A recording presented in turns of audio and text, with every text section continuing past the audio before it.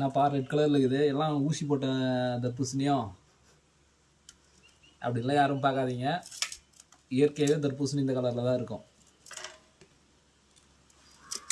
நீங்கள் ஆரஞ்சு பழம் எடுத்திங்கன்னா ஆரஞ்சு கலரில் இருக்கும், தர்பூசணி பழம் எடுத்திங்கன்னா இந்த கலரில் இருக்கும், திராட்சை பழம் எடுத்திங்கன்னா கருப்பு திராட்சை வந்து லைட்டாக கருப்பு கலரில் இருக்கும். அந்தந்த பழத்துக்கு அந்தந்த கலர் இருக்க தான் செய்யும். இதிலெல்லாம் யாரும் ஊசிலாம் போட முடியாது.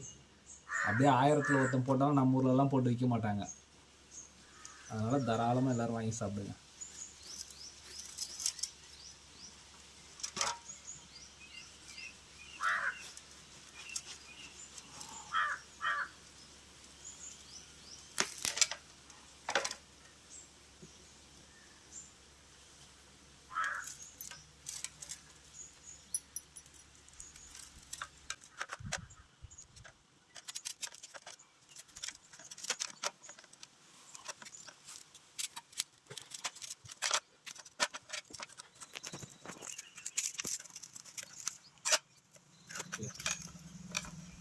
ஓகே,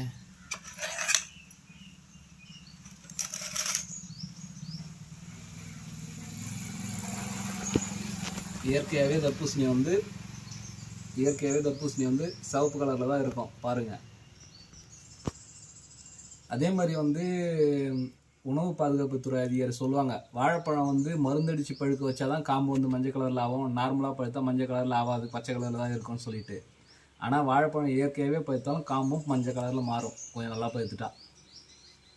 அதனால் அவங்க சொல்கிறதெல்லாம் நீங்கள் காதில் வாங்கிக்காதீங்க. அப்படி உங்களுக்கு டவுட்னா லேப் டெஸ்ட் பண்ணி பார்த்தா மட்டும்தான் சரியாக கண்டுபிடிக்க முடியும். சரிங்களா?